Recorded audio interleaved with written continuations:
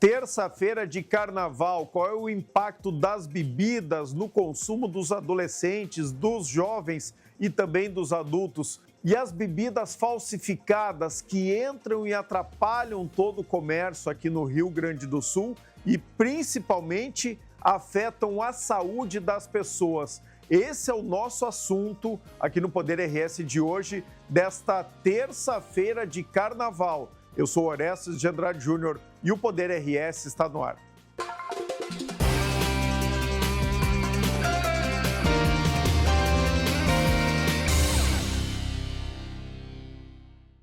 O Poder RS tem o apoio de OAB-RS em defesa da advocacia e da cidadania. Quinta do Morgado, suco de uva pura Quinta do Morgado, pensou em inovação, vem para a Ubra, o vestibular 2025 tá on.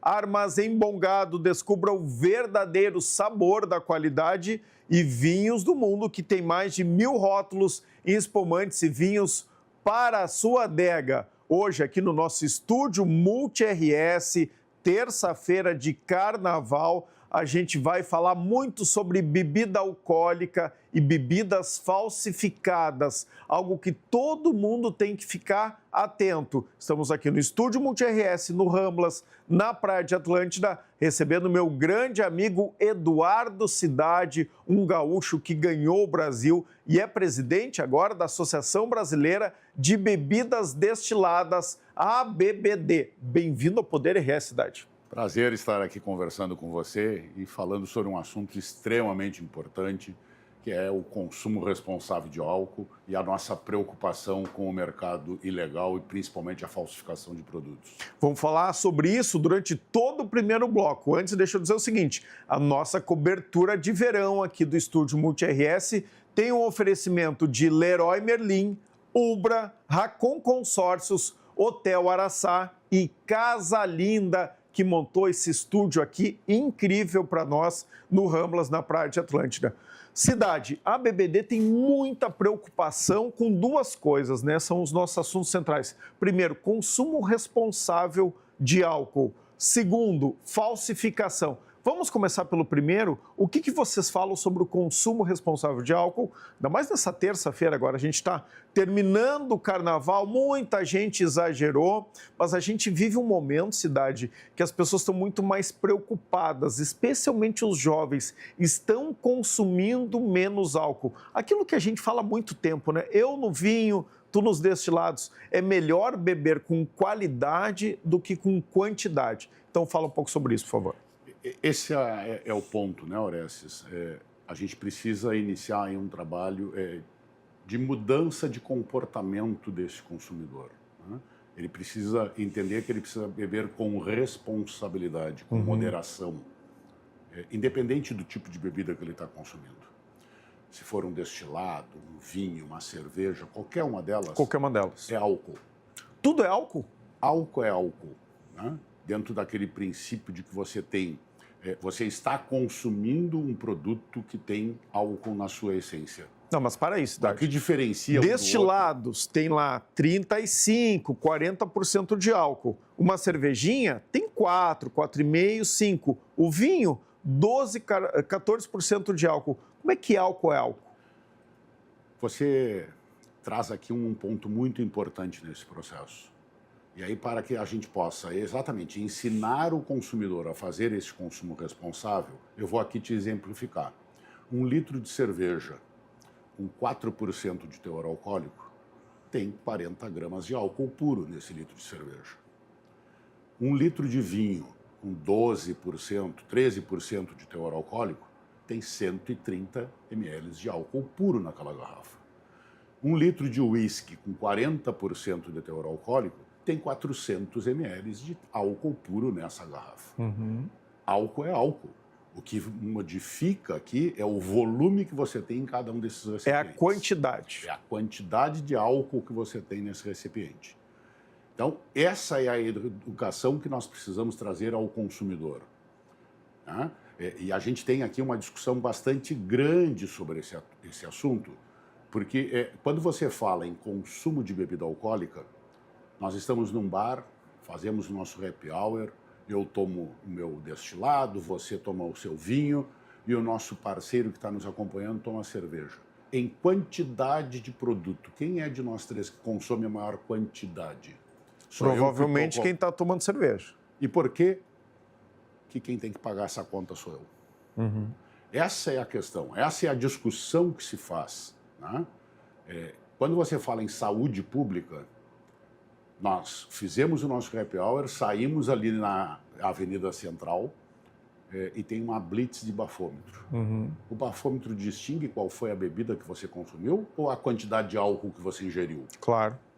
Então, esses são os parâmetros. Tanto é que, às vezes, quem come aquele bombom, né, que tem um pouquinho de álcool ali, também é pego no bafômetro. Tem um processo que está acontecendo agora em Brasília, nos órgãos regulatórios, que querem trazer para produtos tipo o pãozinho de sanduíche, né? Tem alguns aí que têm traços de álcool. Querem fazer restrição na sua publicidade em função de encontrar nesse produto alguns indícios de álcool. Então você vê que a discussão sobre o álcool ela é muito maior, ela não é entre uma bebida e outra.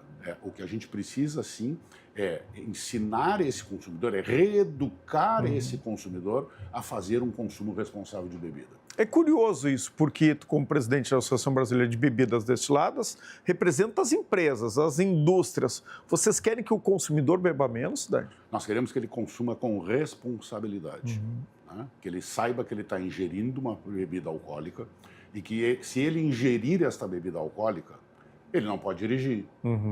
Se ele ingerir esta bebida alcoólica, ele tem que, no momento que faz essa ingestão, estar comendo alguma coisa, consumindo um pouco de água para amenizar esse impacto, né? Porque isso vai evitar uma infinidade de outros problemas sociais que possam acontecer em relação ao consumo de bebida alcoólica. Aí não é só da bebida alcoólica destilada, é qualquer tipo de bebida alcoólica, você precisa ter esta conscientização que precisa ser consumida com responsabilidade.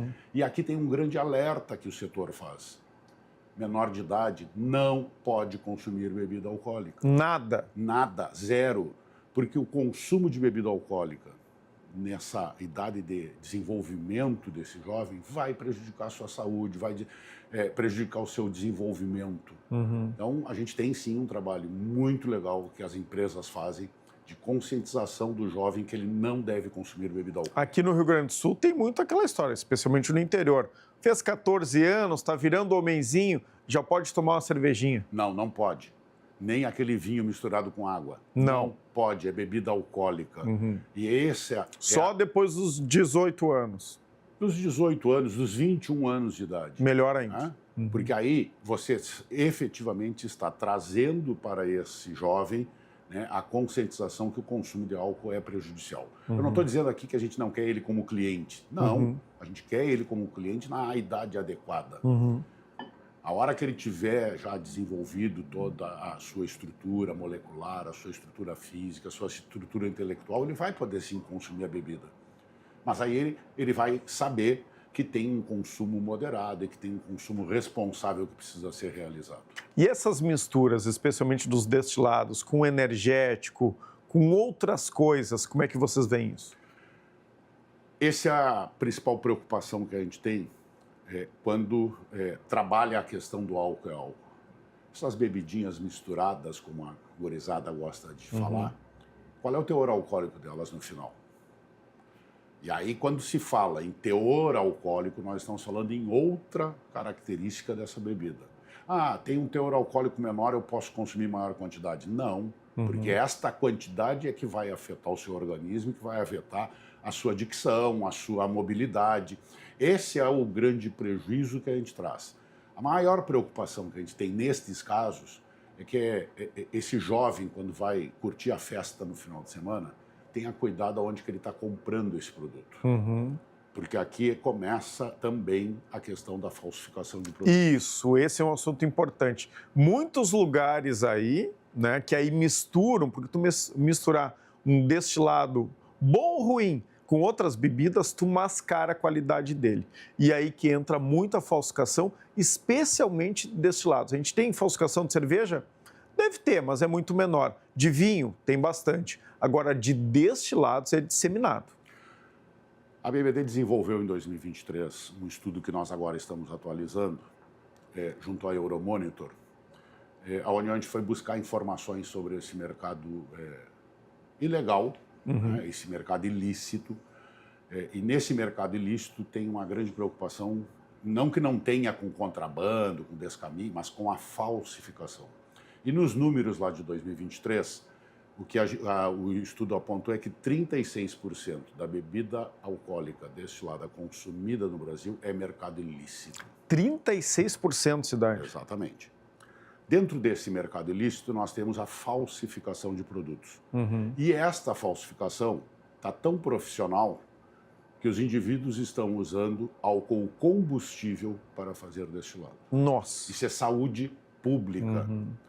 E essa preocupação a gente tem, e nesse sentido, nós assinamos uma parceria com o Sistema Fecomércio do Rio Grande do Sul, sindicatos de bebidas aqui do estado e o SENAC, e estamos preparando um treinamento para a fiscalização, exatamente dando esse detalhamento para o fiscal do que ele precisa olhar na hora que ele faz uma fiscalização num estabelecimento que está vendendo bebida alcoólica. Ele é específico, um treinamento para fiscais. Para fiscais públicos? Fiscais públicos. Prefeituras, governos? Secretaria da Saúde, com a Vigilância Sanitária, PROCONs, Polícia Civil, Polícia Militar, Receita Estadual, Receita Federal, Polícia Federal, porque isso é crime organizado que está desenvolvendo. É verdade. Então a gente precisa dar esse treinamento a esses fiscais para que eles, na ação de fiscalização, eles consigam identificar esse tipo de bebida. Tu pode dar alguns exemplos aí que o próprio empresário, que às vezes de boa fé, né, comprando por um preço mais atrativo, como é que ele identifica que a bebida é falsificada? Primeiro ponto, não tem bebida destilada com valor tão diferente de mercado, do né? mercado. É só dar um Google aqui e ver a média de preço. Esse é um dos primeiros fatores. Preço muito baixo. Alguma coisa está acontecendo com esse produto. Eu digo a mesma coisa sobre charuto, né? Charuto cubano, né? Charuto bom cubano, abaixo de R$200 não existe, é falsificado. Esse é o ponto, né? E esse é o trabalho que a gente... a grande preocupação que a gente tem, porque o brasileiro tem uma característica. O brasileiro consome produtos por preço. E o que a gente está querendo dizer com isso é, olha, se tem um preço muito abaixo daquilo que o mercado pratica, alguma irregularidade tem nesse produto. Então, esse é um primeiro item que... Pode não estar pagando imposto, pode estar sonegando, pode ter vindo de descaminho ou, na pior das hipóteses, pode ser falsificado. Então, esse é um primeiro ponto. Depois tem outras características, o lacre do produto, né, da garrafa, como que ele é colocado nessa garrafa, as escritas em rotulagem, né, erros de português na escrita da rotulagem. Enfim, são uma série de características que nesse treinamento que iremos realizar vai trazer a esse fiscal quais são os itens que ele precisa olhar, que num primeiro olhar ele vai conseguir identificar. Né? É um evento que será fechado, sim, para os agentes de fiscalização e que vai permitir que ele conheça esses produtos e faça a identificação, principalmente do produto falsificado. Né? É saúde pública, Orestes. Claro. E essa saúde pública ela acaba impactando numa série de outros gastos na saúde. Né? Você vai... nós fizemos uma apreensão no final do ano que passou, numa ação de fiscalização no estado de Goiás. Foram 26 mil garrafas de produtos. E que ali tinha de todo tipo de produto, desde o produto de contrabando até o produto de falsificação. Quando a gente olha esse tipo de estabelecimento e vê a organização que eles têm, ali é que a gente começa a entender que esse crime profissionalizou. E esta é a ação que a gente precisa fazer com os agentes de fiscalização, principalmente com as polícias. Neste sentido, a gente vem trabalhando de uma forma bastante intensa num projeto de lei que está rodando no Congresso Nacional para caracterizar a falsificação de bebidas como crime hediondo. Perfeito. Isso trará... Não é ainda. Não é. Deveria ser. Hoje, se você Qual é a pena? faz uma ação de fiscalização e faz a prisão lá do indivíduo que está fazendo essa falsificação, como que chama lá, a fiança que ele paga é R$1.000. Nossa. Ele sai da polícia antes dos agentes de fiscalização. Sim. Então, o que a gente quer, caracterizando isso... É aquilo, o crime compensa, né? Exatamente. Bota ali no custo e vai embora. Exatamente. Então, o que a gente está trabalhando junto aos parlamentares é para que esse projeto, sim, dê andamento. O relator, a gente tem realizado várias agendas com ele e agora temos programado para a retomada da agenda do Congresso após o Carnaval. O relator é o deputado Covatti Filho. Né? Então, a gente vai fazer mais uma troca de informações com ele para ver se esse projeto anda na Câmara dos Deputados e que a gente possa lá aprovar essa criminalização da falsificação de produtos. Então, são várias ações que a gente vem desenvolvendo, né? E o setor tem essa preocupação, porque são todos produtos de alta qualidade. Sim. Né? E que gera muito emprego, né? É uma cadeia gigantesca. Gera emprego, gera renda, né? Traz uma bonificação no comércio do bar, do restaurante, da casa de eventos. A lucratividade desses estabelecimentos com a venda de bebida alcoólica é bastante elevada. Os dados que a Abrazel forneceu para o setor, quando realizamos a pesquisa de mercado, dizem que o estabelecimento que vende essa bebida destilada incrementa na sua rentabilidade em torno de 12% vendendo bebida destilada. Tá? Então, a geração de renda em todos os negócios envolvidos nessa cadeia. Né? Num setor que tem uma base, né, lucrativa muito pequena. Muito pequena. 3, 4, 5% no máximo. E essa rentabilidade ajuda na geração de novos empregos, Claro, né? Em claro. toda a cadeia indutora de geração de emprego e renda nesse processo de venda de bebida alcoólica. Agora é impressionante, né? 36% do mercado de bebidas alcoólicas no Brasil está ligado à ilegalidade. Ao crime organizado. Crime organizado. E essa é uma preocupação muito grande, Orestes. E nós vamos contar muito com o seu apoio, Claro. da UBRA, né? Para que possamos divulgar estas ações de conscientização do consumidor em relação ao consumo dessas bebidas e, principalmente, dicas de como ele eventualmente identificar o consumidor, né, de uma forma geral, indícios de uma eventual falsificação. Então, estamos concluindo, né, a confecção desse material e certamente contaremos com a sua presença no lançamento dessa grande ação de fiscalização e de orientação à fiscalização em relação a esse consumo ilegal. E eu estou sempre falando sobre isso, já conversamos, né? No ano passado, aqui pelo menos 2 entrevistas já fizemos sobre isso, né? Porque é um assunto que você é o fiscal do dia a dia, né? Se está recebendo ali pela lista do WhatsApp, o amigo que manda, né, um vinho, uma bebida destilada com preço muito diferente, né, daquele encontrado no mercado, provavelmente é ligada ao descaminho, para dizer o mínimo, viu? É um produto ilegal e muitas vezes pode ser, inclusive, né, falsificado. Isso faz mal para o mercado, né, para todo mundo, mas especialmente para a tua saúde. Então é isso que todo mundo pode colaborar, né, Cidade? Exato. E na hora que fizer essa identificação, faça a denúncia. Os órgãos todos, né, de fiscalização, as polícias, as agências reguladoras, todas têm um canal de denúncia. A própria BBD, né? Nós estamos agora com o lançamento desse programa, criando um canal de denúncia para o consumidor. Ele pode lá mandar um WhatsApp, mandar um e-mail fazendo essa denúncia e imediatamente a gente faz a atuação junto a esse agente que eventualmente esteja comercializando esse produto de forma ilegal. Para quem não conhece a BBD, né, quem que faz parte da BBD? Fala de grandes marcas. A BBD é uma entidade nova, né? Ela foi criada no ano de 2020, sucedendo um núcleo pela responsabilidade no comércio e consumo de bebida alcoólica no Brasil, que foi uma forma que os players de bebidas destiladas encontraram de começar a trabalhar sobre consumo responsável. Né? Sobre o álcool é álcool, sobre aquilo que nós entendemos que é a nossa função como produtores de bebida alcoólica, poderíamos começar a ajudar, ao auxiliar o consumidor a fazer um consumo responsável. Em 2020, estas empresas optaram por constituir, então, uma entidade formal, registrada, com seus estatutos e seus regramentos, e ela hoje é constituída pela Diageo, né, que para quem não sabe, se não lembra do nome, quem é a Diageo? São os produtos da John Walker, Pernod Ricard, que a bebida mais conhecida deles aqui é o Royal Salute ou Chivas, Brown-Forman, que é o conhecidíssimo Jack Daniels americano, né? A Beam Suntory, com o Jim Beam, e os uísques japoneses, né? E a Bacardi, que o próprio nome já diz quem é. Né?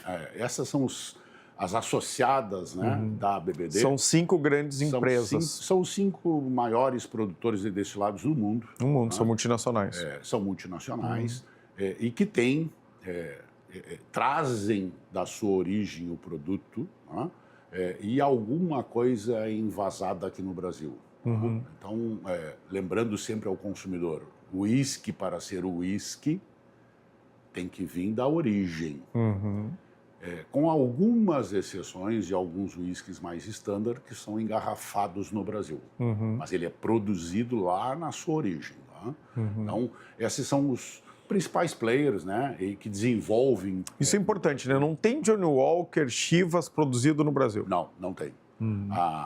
97% do uísque consumido no Brasil é produto importado. Ou ele vem engarrafado da origem, ou ele é engarrafado no Brasil. Então, tem algumas marcas mais standards, né, que são engarrafadas no Brasil. A produção de uísque no Brasil é muito pequena. Nós temos uma produção de uísque aqui na Serra Gaúcha. Sim, da Fante aqui, que é nossa, né, tradicional apoiadora aqui do Poder RS, que faz o Blackstone, né, que é um uísque mais popular, né, mas feito de ótima qualidade, viu? Né, pela qualidade de relação preço-qualidade é muito boa. E que é produzido ali em Flores da Cunha. E que é produzido aqui em Flores da Cunha. Depois... Tem outros ali em Garibaldi também, Bento Gonçalves. A grande questão aqui é como é que você... para você chegar nesse produto uísque, né, você tem todo um trabalho que é desenvolvido. E no Brasil é muito pequena essa cultura de produção de uísque. Não que o Brasil não produza destilados. A gente tem, sim, uma produção muito grande de cachaça. Especialmente de cachaça. Cachaça. Né? Cachaça é só no Brasil que tem. Tá? Então, e é um destilado. Né?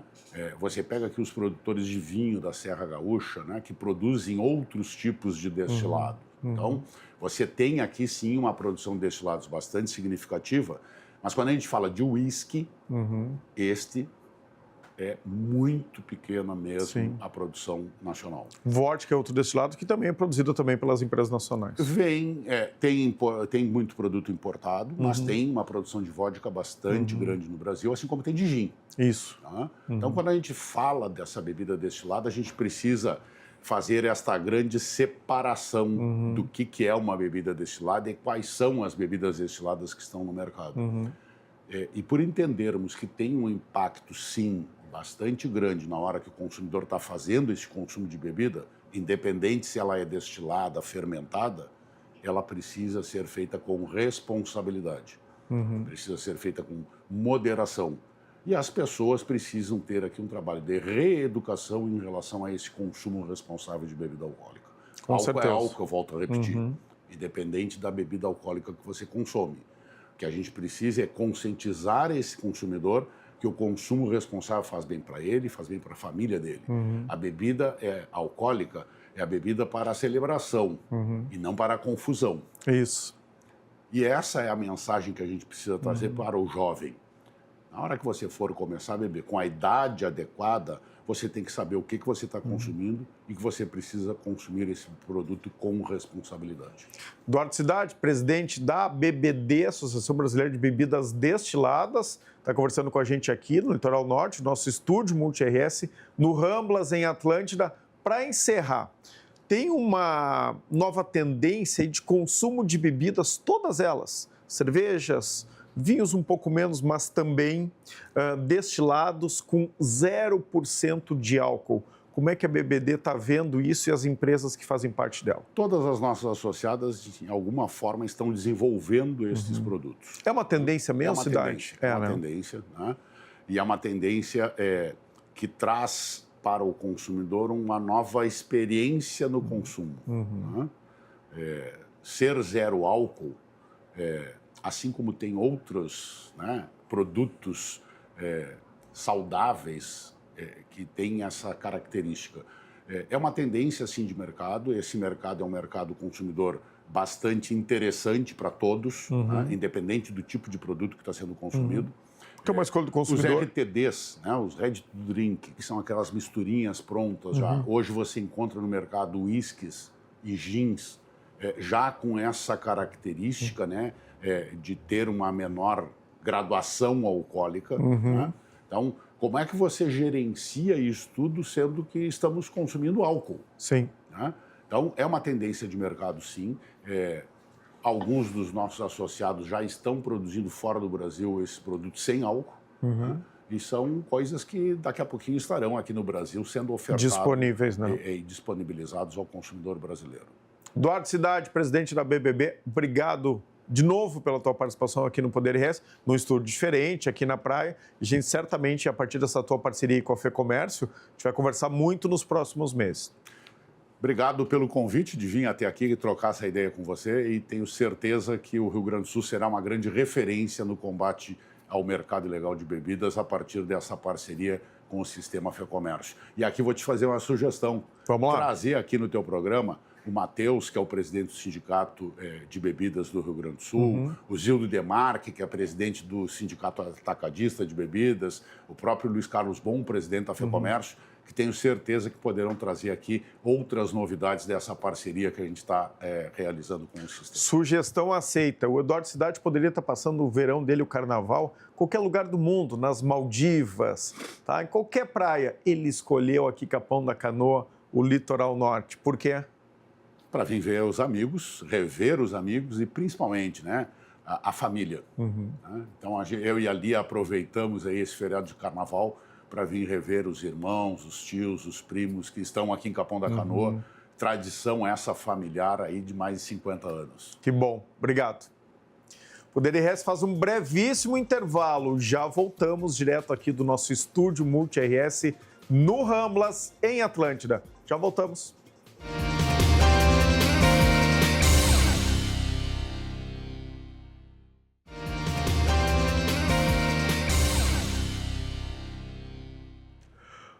Voltamos com o Poder RS aqui no estúdio Multi RS, no Ramblas, na Praia de Atlântida, já em clima de despedida, está acabando o veraneio, né? A gente fica aqui mais essa semana só, depois volta para a nossa programação normal lá de Canoas, né? No nosso estúdio, dentro da Ubra, mas a gente quer aproveitar muito ainda esses últimos dias de veraneio e hoje eu convidei aqui uma amiga, né? Uma jornalista, Aline Zan, que é uma influencer, ela é multi, viu? É por isso que ela está aqui hoje e vai contar um pouco da superação que ela está realizando neste verão, fazendo coisas que ela nunca imaginou. Bem-vindo ao Poder RS, Aline. Obrigada pela oportunidade. É uma honra para mim falar contigo, um dos jornalistas mais inteligentes que eu conheço aqui no Sul, né? Então, para com isso. Desde que eu te conheço, quando eu era publicitária, você já era acima da média, então só continua. Vamos contar um pouco da tua história, que é isso que importa aqui, né? Porque tu tem uma trajetória, assim, que eu também admiro muito. E a Aline quase nunca dá entrevista, tá? Ela tá sempre nas redes sociais, é uma influencer super conhecida no Rio Grande do Sul e no Brasil, mas ela, em geral, coloca as pessoas para dar entrevistas aqui nos programas de TV, de rádio, para jornal, para a internet, né? Porque é uma grande assessora de imprensa também. E a gente se conheceu assim, né? Tu trabalhava numa agência, na Move, que nem era Move ainda, era pública? Move. Não, era Move. Já era Move. Já era Move. Do meu amigo Fuscaldo, ela trabalhava lá e eu era assessor de comunicação da FAMURS. Então a gente conviveu ali durante 2 anos, né, Aline? Tu me atendendo, né? Atendendo a comunicação da FAMURS. E quando eu vi, depois de pouco tempo, tu virou uma assessora de comunicação, colocou uma empresa, saiu da Move. Então fala um pouco dessa tua trajetória. Então, até vou te revelar um segredo. Ó. E esse segredo assim, é inspirador, né? Eu vi o teu trabalho lá na FAMURS, que você realizou lá, e eu pensava, mas como que ele consegue construir matérias tão grandes? E toda semana ele e os clientes dele, né, e a própria FAMURS está na capa de jornal. E eu vi que era uma construção, assim, era um assessor de imprensa diferenciado, porque tu construía uma matéria e não dava aquela informação pronta e solta ali, né? Tu pegava vários personagens, tu pegava várias vozes, e isso que eu achava incrível no teu trabalho. Tu realmente fazia o papel de assessoria de imprensa, mas muito acima da média por essa entrega que tu fazia, virava matéria, não é? Né? Chama de release, aquele texto que a gente constrói dos clientes para chamar a atenção do jornalista. Não era isso que você fazia. Você entregava, era uma matéria pronta, né? Sempre com todos os personagens ali, falando a sua opinião e tudo mais. E ali eu vi um diferencial. É isso que eu quero fazer. É mesmo? Eu não sabia disso. Ali eu acabei te inspirando. Acabou me inspirando. Olha e foi só. ali que eu vi a diferença de um assessor de imprensa tradicional para um assessor de imprensa acima da média, que é aquele que faz a matéria ser interessante. Aquilo que tu está contando do teu cliente tem que ser genuíno e ele tem que ter mais pessoas envolvidas para que realmente gere o interesse do leitor. E aí, quando tu faz isso, que além de placar a matéria, tu ainda tem o interesse do leitor, isso é gratificante. Que é tudo que a gente quer, né? É tudo que a gente não quer que só o cliente goste, né, do que a gente faz. Exato. Quer que as pessoas normais, né, gostem. Que legal, não sabia disso. Então deixa eu, sem rasgação de seda, tá? Mas aí eu acho que tu inclusive me superou, né? Até porque eu fui para um outro caminho depois, mas aí tu agrega isso, tu vira uma assessora de comunicação e aí tu tem uma coisa muito legal, Aline, que é tu entende o mundo das redes sociais, que é completamente diferente, né? Também talvez pela idade, e tu agrega isso e traz relacionamento com os colegas, com os jornalistas e passa a produzir conteúdo, que acho que é um pouco o que eu fazia lá atrás, né? Eu produzia conteúdo para os outros jornalistas, mas tu começa a fazer isso. Tu, como personagem central, tu estimula e faz os teus clientes fazerem isso e tu agrega conteúdo de influencer, de jornalistas também. Como é que tu percebeu que tinha que seguir um caminho um pouco diferente? Eu percebi isso logo que eu montei a assessoria, porque eu vi que o futuro era o digital, mas o que era o digital na nossa profissão de jornalista, né? As pessoas vão deixar de assistir TV, vão deixar de ler jornais, não, elas vão mudar o modo que elas acessam essas informações. Então, desde que eu entrei na assessoria, eu pensei, não, a gente vai ter que fazer diferente. Tanto que quando aconteceu a pandemia, ao invés de eu ficar naquela frequência, assim, o jornal vai acabar, a verba de marketing também, enfim. Não, vou para Nova York. Vou ver o que eles estão fazendo lá, que é o que vai ser o nosso futuro, como que eles estão lidando com uma pandemia, o que eles estão fazendo para inovar. E de lá eu comecei a inspirar os próprios clientes que eu já atendia no Brasil. Por exemplo, lá em Nova York, na pandemia, eles criaram um projeto de restaurantes portas abertas. O que era? Nada mais era do que os restaurantes irem para suas calçadas. Mas não só com um deck diferente, não. Os restaurantes estavam indo para as calçadas com ar-condicionado, com champanheira, com parede verde, com super estrutura. Por quê? Porque eles viram que eles não queriam perder aqueles clientes que eles já tinham, mas também eles não queriam fechar o seu restaurante. Então, eles estavam inovando. Então, tinha que ganhar um espaço público. Exato. E aí foi ideias assim que eu fui trazendo, colaborando com os meus clientes, não somente pegando a informação deles e colocando na mídia, mas ajudando eles a se inovarem no setor deles, para que gerasse uma notícia interessante e aí sim saísse na mídia. Essa foi a primeira vez que tu foi para Nova York, né? Ali durante a pandemia. Agora tu acaba, né? No ano passado tu passou mais uma temporada em Nova York. Como é que tu consegue, né, atender os teus clientes aqui no Brasil à distância? É mesmo que a gente fala hoje, né, que não precisa mais estar no presencial, tu pode trabalhar de qualquer lugar do mundo, mas essa distância presencial mesmo, né, ela não faz falta? Faz falta, com certeza. Eu acredito muito que se as pessoas não tiverem uma vida social, qualquer pessoa independente de profissão, se ela não tiver uma vida social, ela vai adoecer, porque a gente precisa desse contato humano com as pessoas. A gente precisa viver em sociedade, viver bem sociedade também, né? Mas o que eu vi lá em Nova York, agora nessa última temporada, foi que o tradicional, a mídia impressa, ela vai continuar. Eu entrava em qualquer banca, lá, tabacaria, tinha assim 500 revistas, 500 títulos de revistas. Aliás, ano passado, abriram 70 revistas novas nos Estados Unidos. Nossa, eu não tinha essa É informação. muita coisa, É né? muita coisa. Então, assim, a gente vê que, igual agora com inteligência artificial, as pessoas dizendo e preocupadas que vão ser substituídas por inteligência artificial.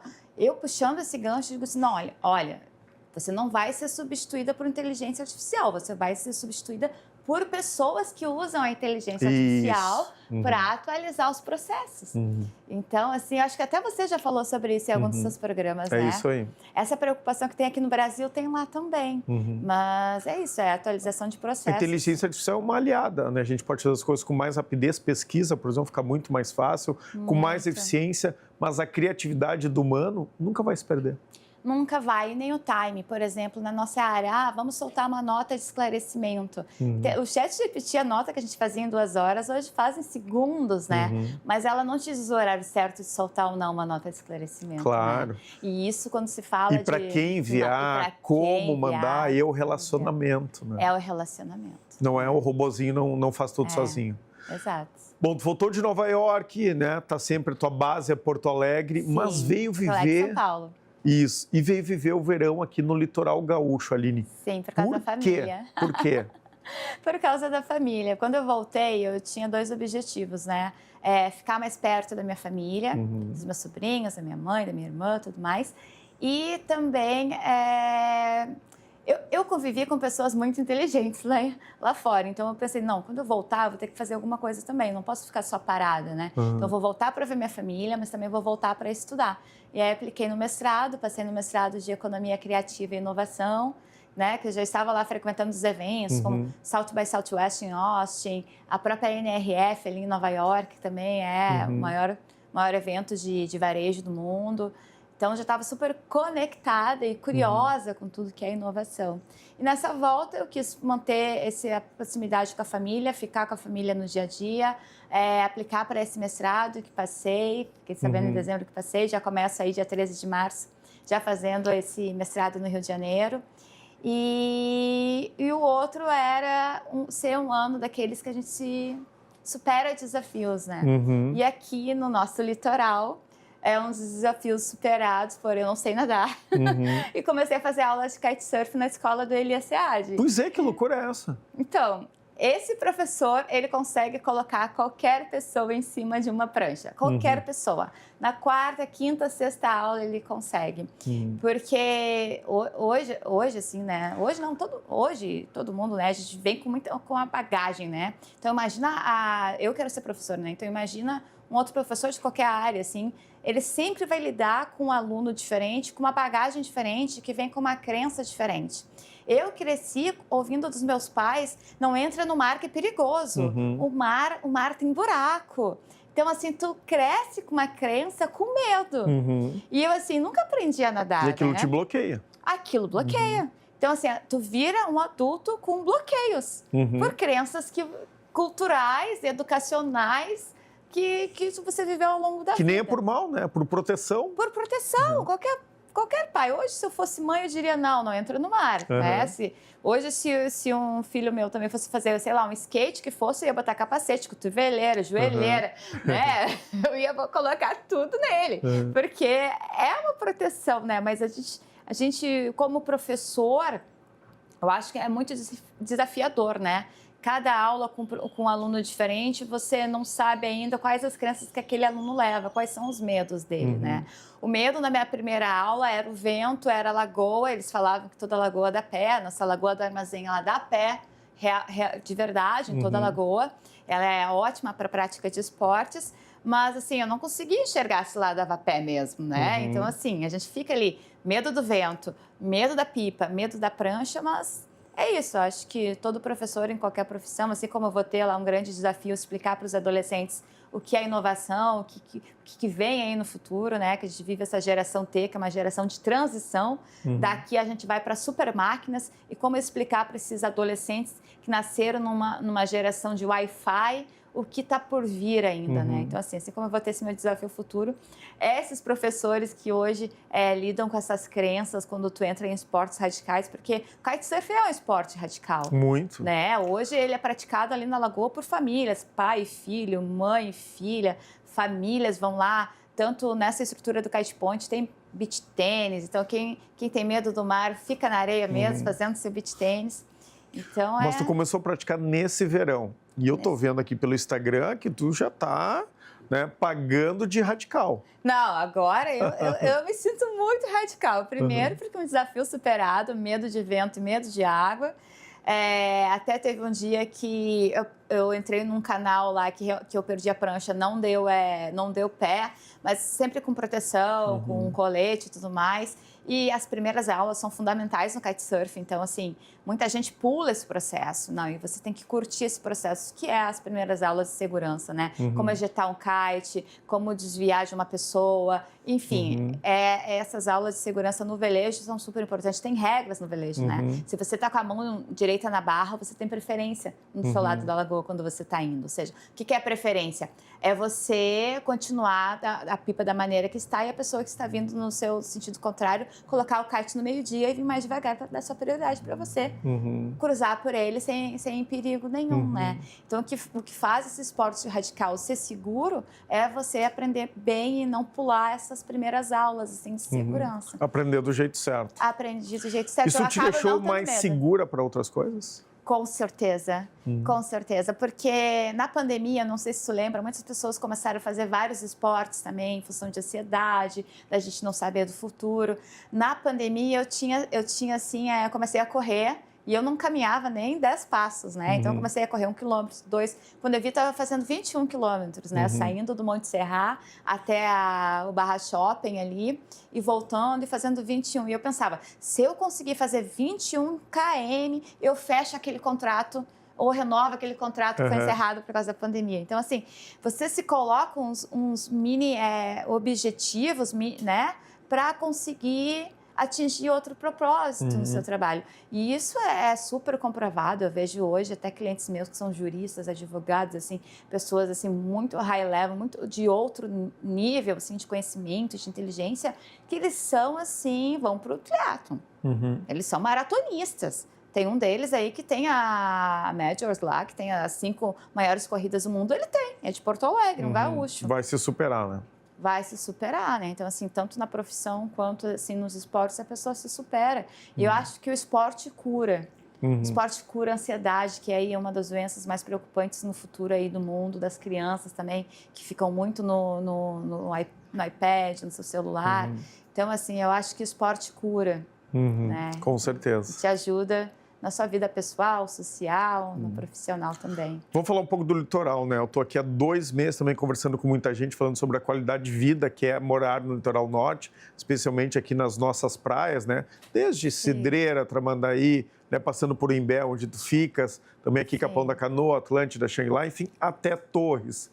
O que tu achou de diferente este ano no nosso litoral? Fora o mar clarinho, né? A lá Caribe, o tempo bom, né? Quase não choveu, tem sido ruim para a agricultura, mas para quem está na praia tá ótimo. O que tu achou de diferente? O litoral norte está na moda, Lília?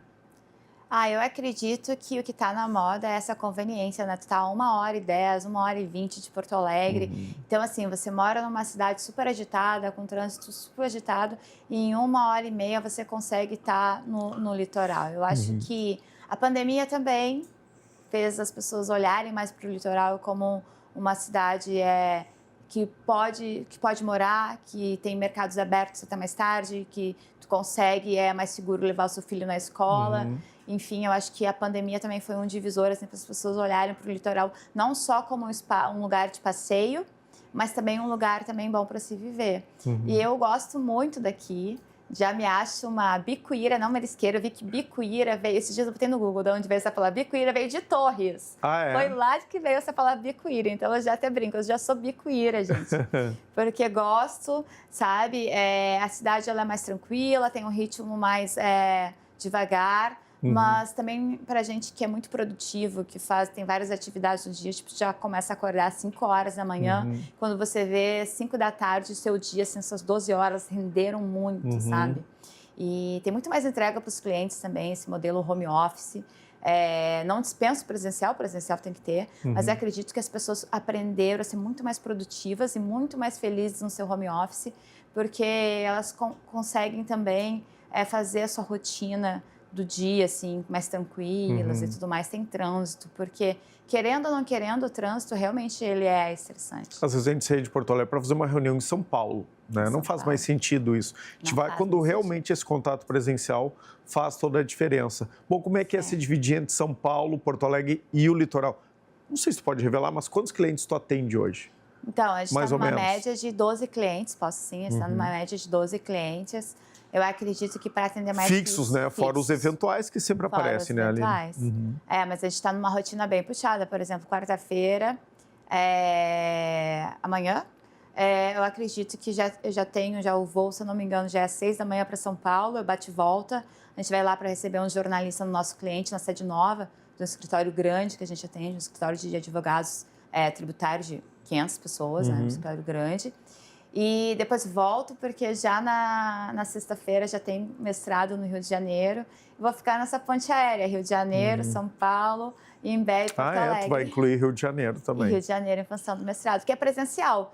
Hoje tem várias opções para você fazer mestrado, doutorado, online, mas eu não troco esse compartilhamento de informação do professor para o aluno que seja presencial. Eu acho que uma troca muito maior... E com os colegas também, né? Com os colegas, o relacionamento, tudo isso é muito mais produtivo, porque hoje se você está, por exemplo, eu que sou uma pessoa super ativa, eu estou escutando a aula, um MBA que eu fiz agora online, ali em Porto Alegre, eu estava escutando o MBA, atendendo o celular, falando com o cliente, tudo ao mesmo tempo. Então, assim, o que será que eu estava fazendo? Nada. Então, assim, eu preciso realmente estar lá com os professores e ter essa troca, né? Troca com profissionais. Com certeza. Para encerrar, Aline, o que vem pela frente, né? Vai começar um mestrado em economia criativa, mas mais no digital, né? Tem muita gente agora que conseguiu se reinventar e está ganhando dinheiro com o celular, fazendo várias coisas, não só comunicação, empreendendo mesmo, né? Fazendo produtos lá, bolo, salgadinho, docinho e vendendo pela internet. O que tu viu aí nos últimos anos e o que vem pela frente? O que me deixa um pouco preocupada é não só na profissão de influenciadores, mas esses coaches de internet, assim, porque hoje os adolescentes, eles estão assim, né? Por que eu vou trabalhar na empresa X se o influenciador tal já com 16 anos comprou uma casa, né? Por que eu vou fazer tal coisa se o Zuckerman lá do Facebook... Por que eu vou estudar se o Zuckerman largou a faculdade? Aí eu faço a pergunta, mas olha a faculdade que ele largou Harvard. Então, assim, primeiro passo, né? No meu e depois de estudar um bom tempo, né? Primeiro passo em Harvard, estuda em Harvard, depois larga. Isso. Né? Mas assim, né, os adolescentes hoje ficam usando esses exemplos midiáticos que a gente vê, mas assim... Isso é uma minoria da minoria. São minorias. Tem que ter essa noção, né? Tem que ter essa noção. Né? Eu estava na palestra lá, que foi o Masterclass da Amy Webb, que é a maior futurista americana dos Estados Unidos, e ela foi a palestra que o maior público que teve em South by Southwest foi dela. E ela falou uma coisa muito importante, se o Elon Musk está dizendo que já tem chip em humanos, que vai botar chip em humanos, que ele vai construir um grande computador, né? Que já tem robô e tal, porque ele já fez. Porque o Elon Musk não fala de coisas que ele vai fazer, ele fala coisas que ele já fez. Já testou. Que ele já testou, né? E aí eu fico preocupada realmente com essa geração aí nova do futuro, que até a Amy Webb, essa palavra que ela usa pra gente, porque somos uma geração de transição, né? Geração T. Daqui a gente vai para as grandes máquinas, grandes computadores, robô, inteligência artificial, enfim, tudo mais. Fico preocupada com essa geração nova, como que elas vão receber essas informações, assim, né? Porque antigamente... Eu acho até que a igreja católica, evangélica, não, mas assim, a religião, ela meio que protegia as pessoas das informações. Tem ET, não existe ET. Enfim, eu acho que a gente tinha assim, uma senso comum do que poderia contar para as pessoas ou não. Mas eu imagino os adolescentes de hoje. Hoje ninguém conta para eles, eles descobrem na internet. Eles têm acesso a informações verdadeiras, informações não verdadeiras, fake news, né? Nossa fake news. Então, assim, eu fico preocupada com esses adolescentes que a gente vai ter aí no futuro. Então, acho que é por isso também que eu estou super curiosa sobre inovação, sobre economia criativa. A gente tem um exemplo maravilhoso de economia criativa, por isso que eu sou apaixonada, que é o exemplo do Duolingo. O Duolingo faz as pessoas ricas pagarem para as pessoas pobres estudarem qualquer língua que tu queira aprender, né? Que é o quê? As pessoas com maior poder aquisitivo pagam para não ter aqueles anúncios do Duolingo e as pessoas, como nós, a gente assiste os anúncios e continua aprendendo francês, japonês, mandarim, enfim, né? Então, assim, um exemplo de economia criativa é esse. Uber, né? É um exemplo de economia criativa.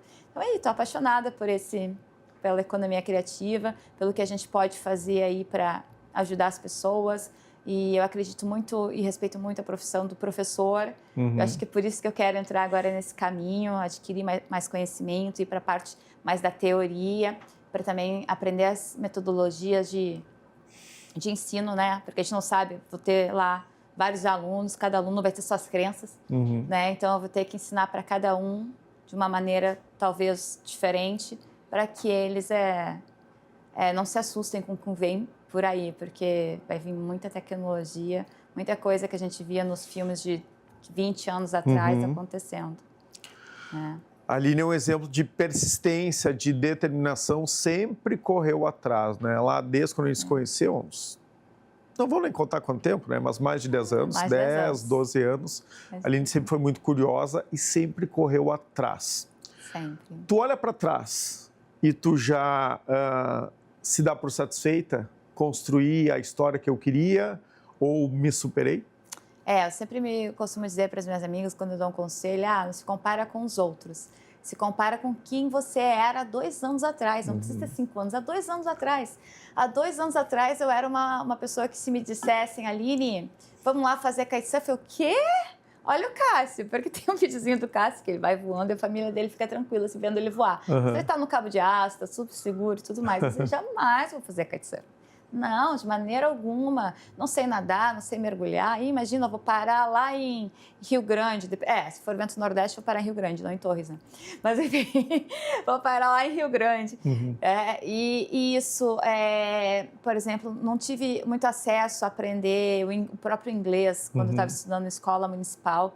Então, fui depois de E mesmo formada, assim foi para Nova York sem saber inglês, foi sem aprender. Saber inglês. Não sabia nem pedir um café. Né? E tudo cursos que eu me interessava online para aprender era gramática. E eu ficava me perguntando, o que eu vou aprender de gramática se eu não consigo nem pedir um café quente, gente? Porque é muita diferença, mesmo que tu sabe que o hot quer dizer quente, para eles lá o acento, né? Hot. Então, assim, né? Então, o meu hot dog, meu café hot lá, meu coffee, né? Hot coffee lá não funcionava. Então, eu tive muita dificuldade, mas eu insisti. E tu aprendeu pelo Duolingo? Eu usei o Duolingo, muito usei o Duolingo para praticar, porque o inglês ele é frequência, assim, como qualquer habilidade, qualquer skill, qualquer habilidade que você vai aprender é na frequência, seja o esporte, seja uma língua nova, um hobby novo, é frequência. Então, assim, eu fazia frequência no Duolingo, fazia frequência em música, tenho ainda professora de inglês que me acompanha há 1 ano, e ela morou na Califórnia, uma brasileira, Mirella, maravilhosa. E fiquei fazendo frequência com ela. E como meu pai falava, falava antes para mim, você vai para lá, você conversa com qualquer pessoa. Então, assim, eu morava muito perto da Washington Square e ali tem as pessoas que jogam damas e tudo mais. Tem pessoas, assim, mais velhas, mais maduras. E essas pessoas são mais propensas a conversar. Eu via várias senhorinhas, assim, também nos cafés e tudo. Gente, foi maravilhoso para mim, porque eu fiz exatamente o que meu pai falou. Conversa com qualquer pessoa que queira conversar. E conversava do meu jeito, porque... E ali eles me diziam tal coisa, e eu foi aprendendo. Mímica, com tudo. Mas foi difícil, não posso dizer que foi fácil. Foi difícil chegar em aeroporto, sair de aeroporto, pegar meio de transporte público. Foi difícil chegar em hotel. Enfim, mas foi indo. Eu fui fazendo uma rotina lá de trabalho também. E foi indo. Foi indo. Cheguei até a fazer algumas parcerias de trabalho lá em Nova York. Que legal. Sem falar inglês. Aí eu fiquei pensando, bom, se o cara da Ford Models, né, que trouxe, eu não me lembro o nome dele agora, mas um cara super conhecido que trouxe a Ford Models para o Brasil, quando ele foi fechar esse contrato em Nova York, ele não falava inglês. Se esse cara conseguiu, por que eu não posso fechar alguns trabalhos aqui? Claro. E fechei alguns trabalhos lá e achei bem interessante e bem, como é que se diz? Fiquei orgulhosa de mim mesma, assim, por ter conseguido. Voou o nosso tempo aqui, Aline, já fomos, né? Quase encerrando aqui o Poder RS de hoje. E eu falo pouco? Para terminar, eu queria saber qual é o teu sonho? Meu sonho agora, acho que é construir uma família, viver bem com a família que eu já tenho, né? Minha mãe, minha irmã, meus sobrinhos. E eu acho que o maior valor da vida da gente é a gente cuidar da nossa família, cuidar das pessoas que estão em volta da gente, ao nosso redor. Obrigado por participar aqui do Poder RS agora na frente das câmeras, né? Não indicando aqui fontes para serem entrevistadas. Saído dos bastidores. Contando um pouco da tua história. Obrigado, Aline. Obrigada pela oportunidade.